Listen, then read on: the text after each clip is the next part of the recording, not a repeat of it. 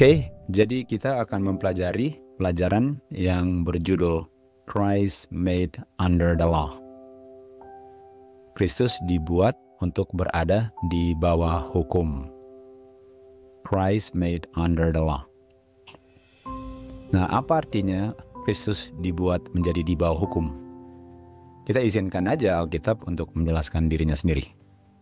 Kita mulai di Galati 4 ayat 4. Di sini katakan, di saat waktunya sudah digenapi untuk dia datang, Bapa mengirim anaknya dan anaknya dibuat of a woman atau made of a woman atau lahir dari seorang wanita. Itu bahasanya sama dengan di Yohanes 1 ayat 14, made flesh. Flesh adalah manusia. Untuk made of a woman artinya dilahirkan oleh manusia. Jadi Tuhan Yesus dikirim Bapanya pada waktunya untuk dibuat menjadi manusia. Dan bukan hanya dibuat menjadi manusia, dibuat untuk berada di bawah hukum. Yang kita mau cari tahu dalam pelajaran ini, apa artinya untuk dibuat untuk Kristus berada di bawah hukum ya, made under the law. Nah, untuk dibilang dibuat menjadi under the law, made, artinya sebelumnya enggak under the law. Sebagaimana dibuat of a woman, artinya sebelumnya bukan manusia. Artinya ini adalah pengalaman yang baru dari Tuhan Yesus karena sebelumnya nggak pernah ada.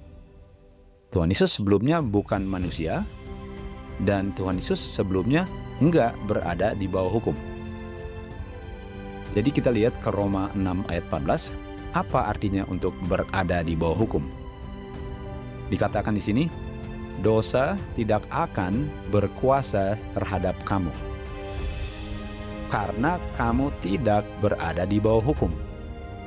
Nah, mari kita baca lawannya, karena kita hanya mau mengerti apa artinya untuk berada di bawah hukum. Jadi kita mau singkirkan kata tidaknya di sini.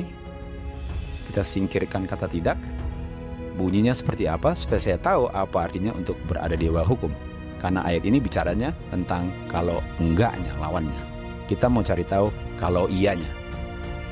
Jadi saya singkirkan enggaknya, artinya dosa berkuasa di atas kamu karena kamu di bawah hukum. Artinya untuk berada di bawah hukum ialah untuk berada di bawah kuasa dosa. Kita tahu dosa adalah pelanggaran hukum. Artinya untuk berada di bawah hukum ialah untuk berada di bawah kuasa dosa karena kamu berdosa. Nah, ini akan menjadi tanda tanya besar. Apakah Tuhan Yesus waktu dibuat untuk berada di bawah hukum karena dia berdosa? Tentu saja jawaban kita tidak. Jadi kita mau cari tahu apa artinya untuk Tuhan Yesus berada di bawah hukum, namun dia nggak pernah berdosa, tetapi dia berada di bawah kuasa dosa. Apa artinya itu, kan?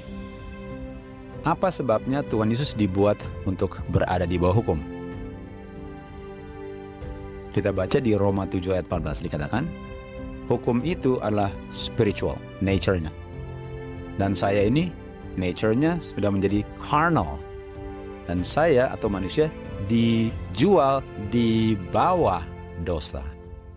Ini kan kata di bawah. Kita tahu dosa adalah pelanggaran hukum. Artinya kalau berdosa di bawah hukum. Artinya untuk dibilang di bawah hukum ialah untuk di bawah dosa atau kuasa dosa, kan? Jadi manusia ini sudah dijual untuk berada di bawah dosa, dijual.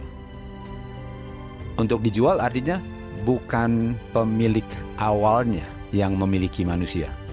Dimiliki oleh Tuhan yang baru yang telah membeli hasil mereka dijual di bawah dosa, oke? Yang kita tahu itu mulai dengan Adam dan Hawa. Nah, kenapa Tuhan Yesus dibuat untuk berada di bawah hukum sebagai manusia? Ayat 5 sekarang kita baca, untuk redeem, dan redeem itu ialah untuk membeli kembali. Kenapa harus dibeli kembali? Karena manusia sudah dijual. Artinya manusia dijual, lalu mau dibeli kembali. Jadi Tuhan Yesus dibuat untuk berada di bawah hukum, untuk membeli kembali mereka. Siapa mereka? Mereka yang dijual ke bawah dosa atau under sin, atau under the law. Dan mereka ini berada di bawah hukum atau di bawah dosa. Artinya Tuhan Yesus mau membeli kembali orang-orang yang sudah dijual ke bawah kuasa dosa. Kenapa Tuhan Yesus mau membeli orang-orang yang sudah dijual untuk berada di bawah dosa? Agar orang-orang ini bisa diadopsi atau bisa diangkat menjadi anak-anaknya God. Artinya fungsinya atau tujuannya untuk Tuhan Yesus menjadi manusia dan berada di bawah hukum ialah untuk membeli kembali orang-orang yang berada di bawah hukum agar mereka bisa diangkat menjadi anak-anaknya God. Itu sebabnya kenapa Tuhan Yesus made under the law. Pertanyaannya, siapa mereka? Siapa mereka? Tentu saja mereka adalah yang dijual di bawah dosa.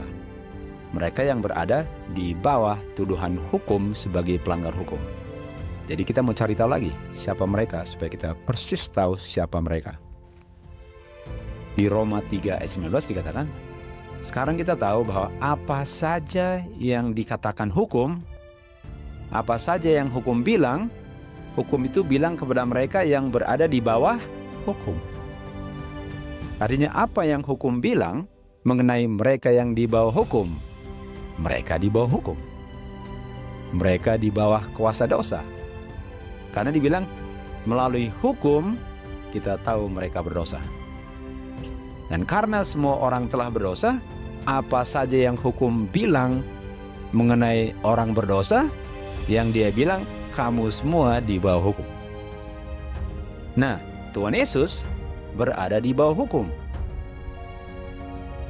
Tapi Tuhan Yesus enggak pernah berdosa. Jadi apa maksudnya? Tuhan Yesus jadi manusia di bawah hukum, sementara hukum bilang tentang orang-orang yang di bawah hukum. Dan kita tahu Tuhan Yesus di bawah hukum. Sementara hukum bilang kepada orang-orang yang sudah berdosa untuk berada di bawah hukum karena mereka telah berdosa.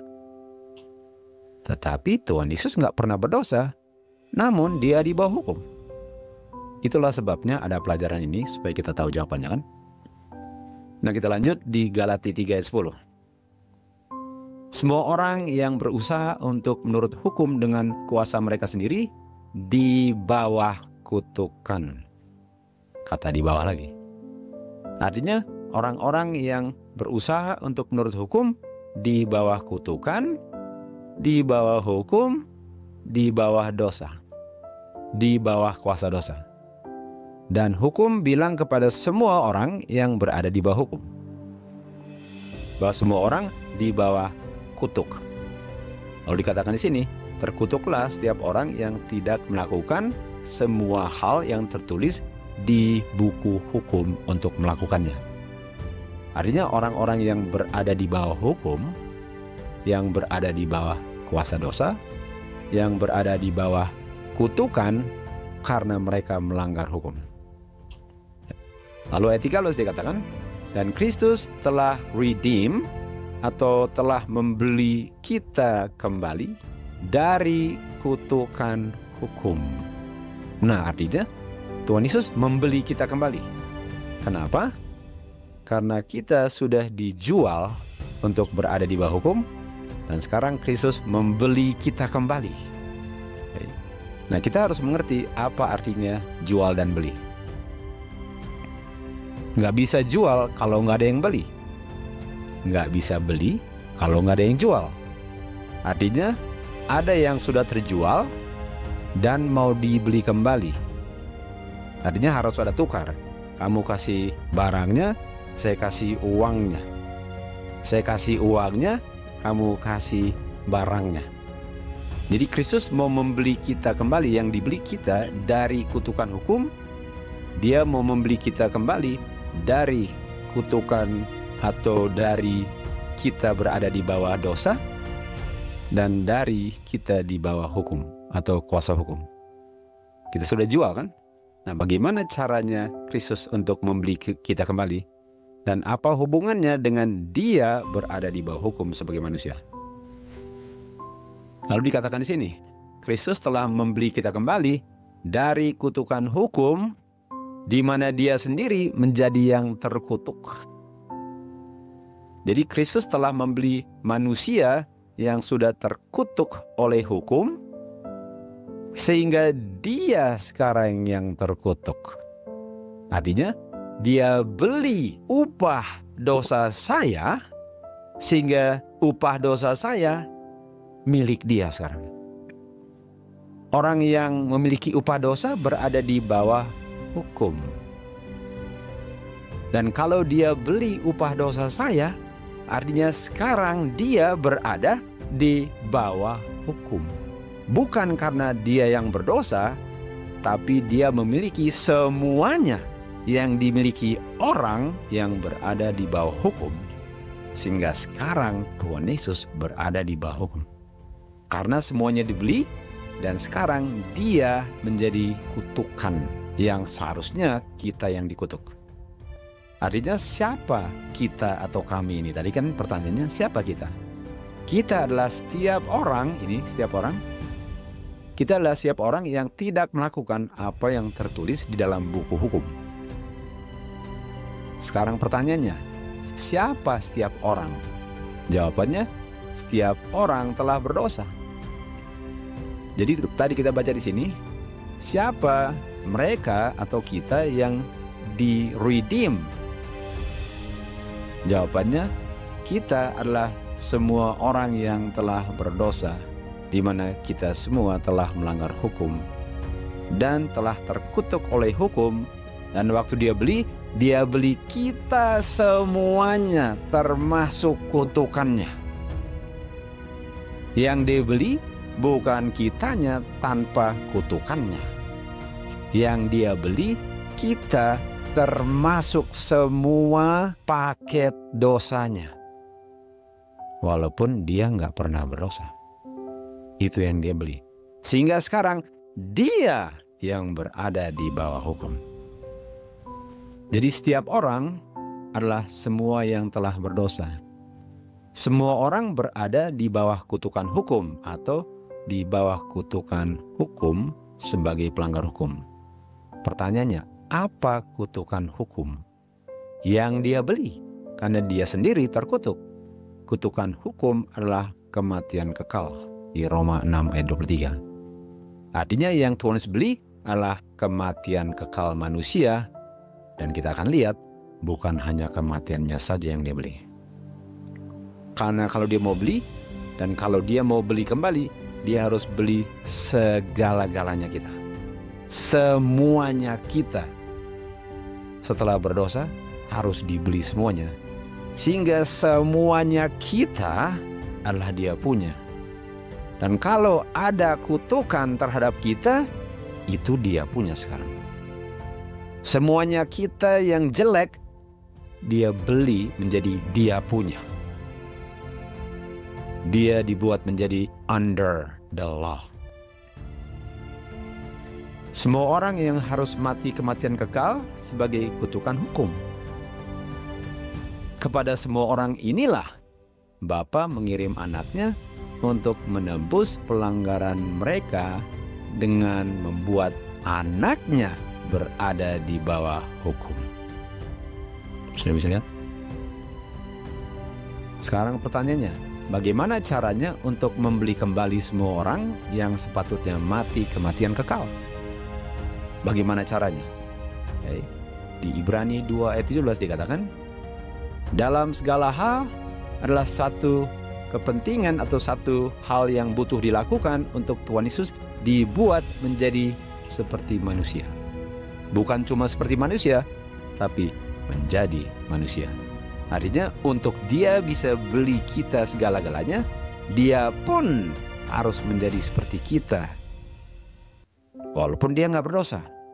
Tapi selain dia tidak berdosa, dia menjadi seperti kita. Kenapa? Agar dia yang adalah imam besar bisa mengerti, bisa berkemurahan, dan setia untuk menolong kita tidak berdosa. Karena hanya manusia yang mengerti apa dosa dan tidak berdosa lah yang bisa menolong orang manusia berdosa tidak berdosa. Jadi bagaimana saya mau represent seseorang di pengadilan dan orang ini miskin seumur hidupnya, sementara saya nggak kenal apa artinya miskin. Bagaimana saya bisa mewakili dia dan bisa mengerti situasi kondisi orang miskin kalau saya nggak ngerti apa artinya untuk merasakan miskin. Artinya untuk Tuhan Yesus menjadi imam besar dan mau mempersembahkan kita punya kasus di hadapan Bapa, dia harus menjadi seperti kita agar dia bisa mengerti kondisi kita dan menolong kita untuk keluar dari kondisi kita, karena dia waktu jadi manusia dia nggak pernah melayani semuanya yang kita layani. Itu sebabnya dia adalah imam besar yang setia, karena dia menjadi born of a woman. Dia menjadi flesh, sehingga dia pun yang sudah menderita digoda, dia pun bisa menolong kita waktu kita digoda. Itu salah satu alasan kenapa dia harus menjadi manusia. Sekarang, apa lagi yang harus terjadi untuk dia bisa membeli kita? 2 Korintus 5 ayat 21. Dikatakan, dia telah dibuat, ingat kata made sin, made curse of the law, made under law. Dia di made to be sin. Bahasa Indonesianya bunyinya seperti ini. Dia dibuat untuk menjadi dosa. Tunggu, untuk dibuat menjadi dosa itu bukan karena dia berdosa, tapi dia dibuat menjadi semuanya hasil kita berdosa menjadi dia, walaupun bukan dia yang berdosa. Artinya, to be made sin ialah to be made under the law untuk kita. Untuk kita. Jangan lupa, untuk kita bisa menjadi the sons of God, dia harus dibuat menjadi kita, bukan hanya menjadi manusia, tetapi dibuat menjadi dosa-dosa kita yang dia benci dan gak pernah cetak. Itu juru selamat Jesus Christ kita. Kristus menjadi manusia, sebagaimana kita semua adalah manusia. Sebagaimana kita semua manusia dituduh hukum sebagai pelanggar hukum, dan kita semua patut mengalami kematian kekal, demikian juga Kristus memikul dosa kita, sehingga Kristus dituduh hukum sebagai yang patut mati kematian kekal orang berdosa, sementara dia nggak pernah berdosa. Artinya, dia dituduh hukum sebagai yang harus mati. Kenapa? Karena dia kedapatan pegang dosa dalam kurung orang lain.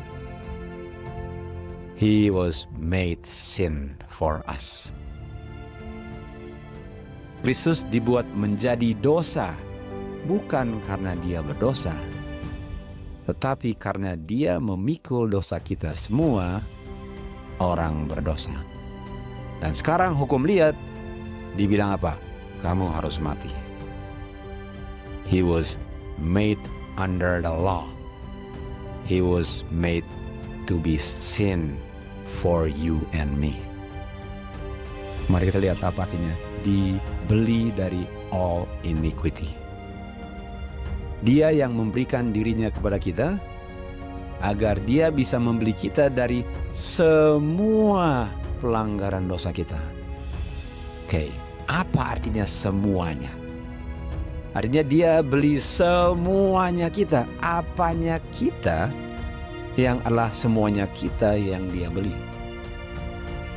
53 ayat 6 Yesaya. Dikatakan, Bapa telah meletakkan kepada anaknya, kita semua punya pelanggaran dosa. Apa artinya semuanya? Karena sebagaimana kita under the law, sekarang Tuhan Yesus sebagaimana kita under the law. Artinya semuanya kita yang patut mati itu adalah semuanya Kristus. Dia nggak ambil sebagiannya. Dia nggak ambil 1/4, 3/5. Dia ambil 100%-nya. Dan itu artinya made under the law for you and me.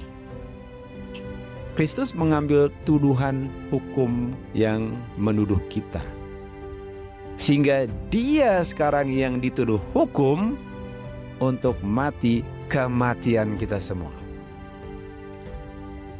Kristus mengambil kesadaran kita akan dosa kita.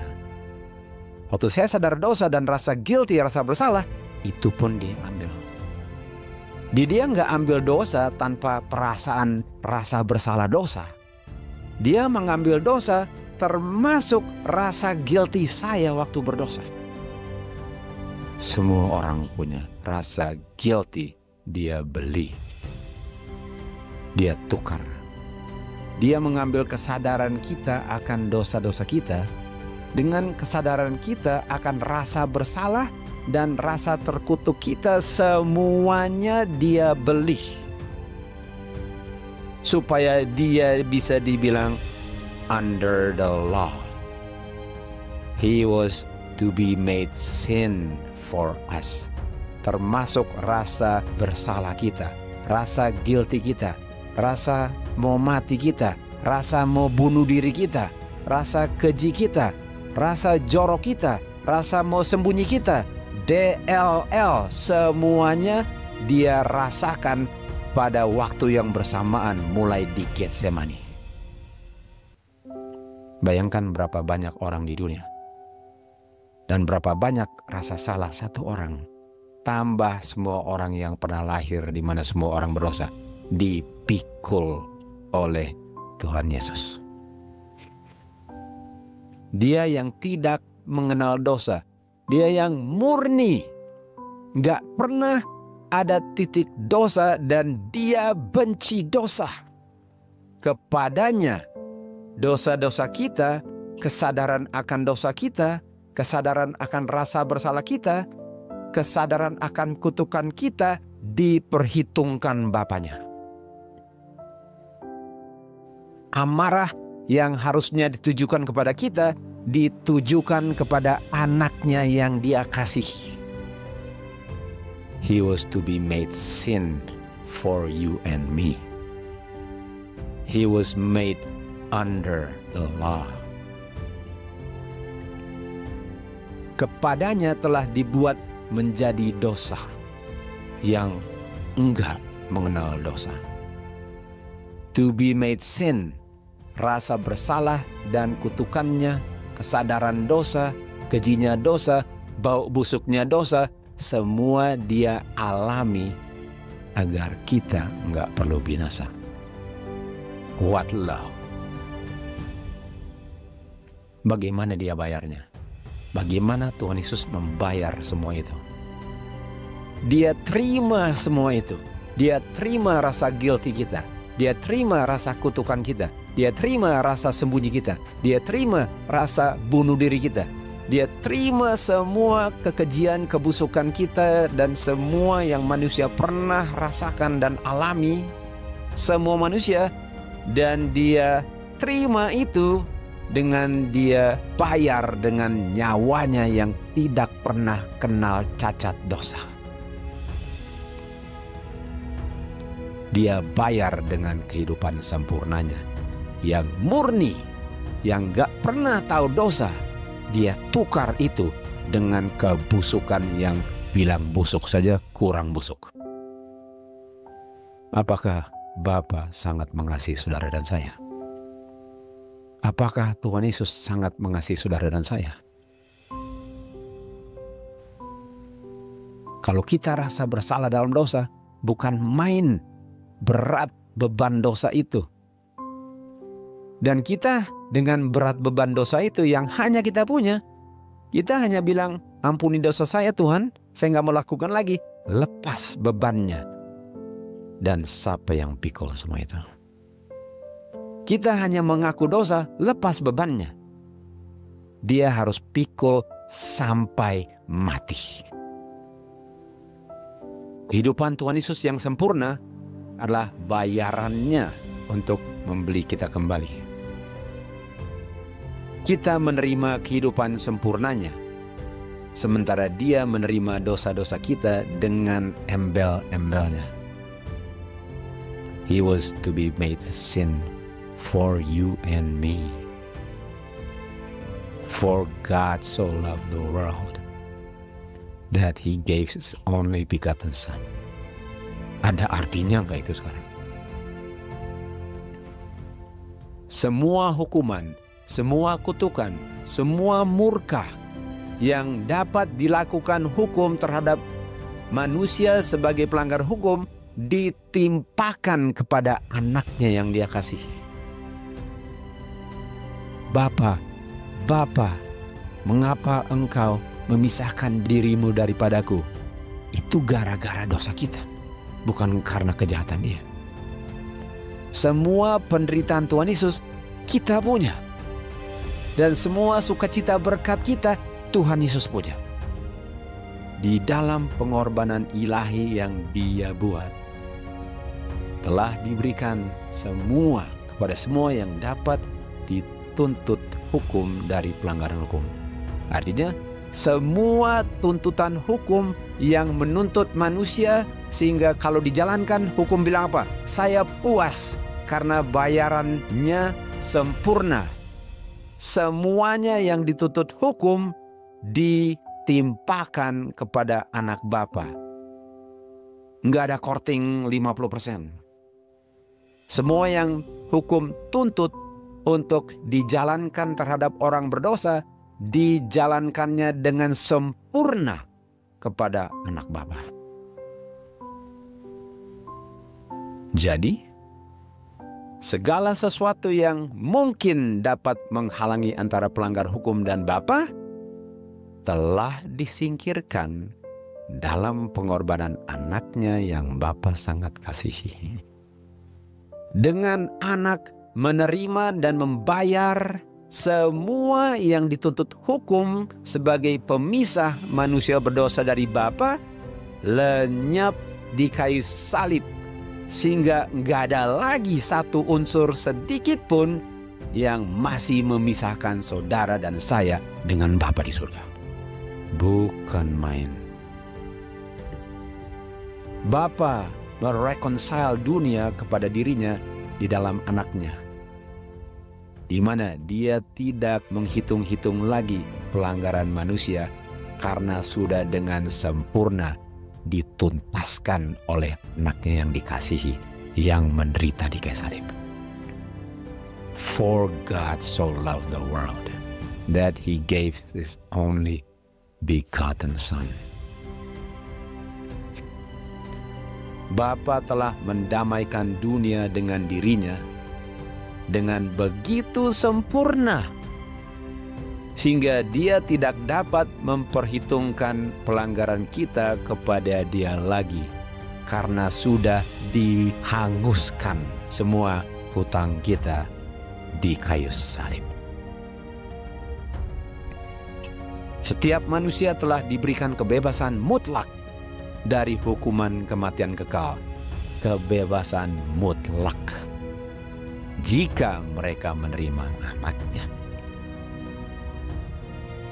Dan dalam menerima penebusan ini dari bawah hukum under law yang dipikul anaknya yang Bapa kasihi, setiap manusia menerima adopsi sebagai anak, sehingga kita bisa bilang Abba, Father. Apakah bukan main besar kasih Bapa dan anaknya, agar sekarang kita bisa bilang Bapa. For God so loved the world. Sangkin begitu besar kasih Bapa, Dia berikan anaknya untuk menerima semuanya yang hukum tuntut dari manusia. Dirasakan setiap tetesnya oleh anaknya, agar barang siapa percaya anaknya tidak perlu dibinasakan, karena anaknya sudah merasakan apa artinya dibinasakan, tetapi memperoleh kehidupan yang kekal. Galatia 4 ayat 4. Di saat tiba waktunya, Bapa mengirim anaknya menjadi manusia dan diletakkan dosa-dosa dunia dengan embel-embel dosa kepada anaknya under the law. Untuk bisa kita dibeli kembali, di mana kita seharusnya menerima semua itu masing-masing. Agar kita bisa menerima adopsi sebagai anak-anak Bapa. Dan karena kita menerima anaknya, Bapa mengirim roh anaknya. Sehingga sekarang kita bisa bilang, Abba, Father. Kita nggak pernah bisa bilang Abba, Father, kalau kita memikul upah dosa kita sendiri. Sehingga kamu bukan budak lagi. Kamu bukan seseorang yang diperbudak di bawah dosa. Kamu adalah seorang anak. Kamu bukan seorang hamba lagi. Kamu sekarang adalah anak Bapa. Dan karena kamu anak Bapa, dan anak Bapa adalah pewaris segala-galanya, kamu pun pewaris segala-galanya. Semua yang Kristus miliki, yang dia warisi dari Bapanya, milik kamu karena kamu anaknya. Dari kegelapan ke terang yang enggak kenal gelap. Because the love of the Father. Inilah artinya untuk Tuhan Yesus dibuat under the law. Agar kita yang under the law sekarang menjadi anak-anaknya God. Karena Tuhan Yesus telah merendahkan dirinya untuk berada di bawah hukum. Untuk berada di bawah hukum artinya semua yang dituntut hukum. Termasuk rasa nggak enak dosa, rasa bersalah, rasa kutukan, rasa guilty. Hati nurani nggak enak, semuanya nggak enak, dia pikul. Sehingga nggak ada lagi yang memisahkan kita dari Bapa, kecuali kita tolak anaknya. Terimalah roh anaknya yang mengetuk pintu Anda. Karena dia sudah mengasihi manusia berdosa, sementara manusia masih berdosa. Karena waktunya sudah tidak lama lagi, di mana yang dia berikan tidak akan diberikan lagi. Di saat pintu tertutup, kita harus memikul apa yang kita harus pikul, yang sebenarnya Kristus sudah pikul. Christ made under law, supaya kita bisa diadopsi menjadi the sons and daughters of God. God is love indeed. To God be the glory.